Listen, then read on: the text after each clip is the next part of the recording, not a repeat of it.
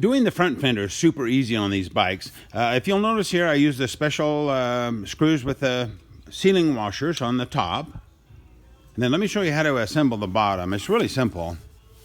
So what you do, make sure these black straps are down first, and then the bracket goes on top, and then the sequence for the nuts and bolts are the washer and then the nylock nut.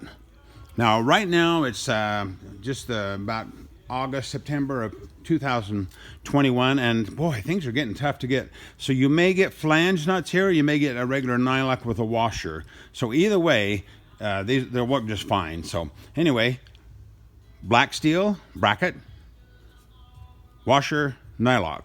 And now leave those just a little bit loose, and then when we put on the bike, we'll tighten them up. And the one thing you want to do is mark your fender, because this side is just a little bit longer than this side. So you want the short side to the front and the long side to the back. These are the mounting bolts that hold the front fender to the forks.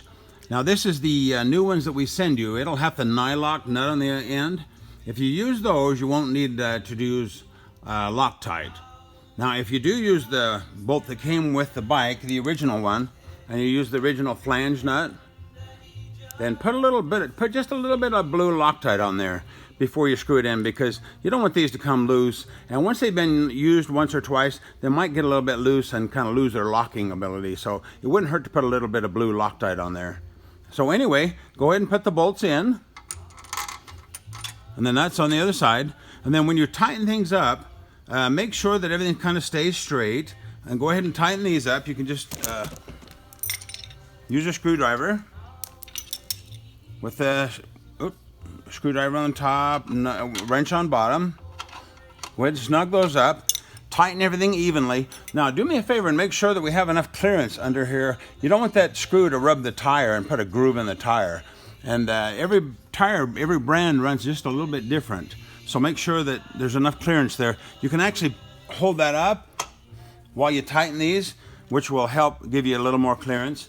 And then also, I'm hoping that those nylock flange nuts make it, and then I can use a shorter screw here. So let's keep our fingers crossed.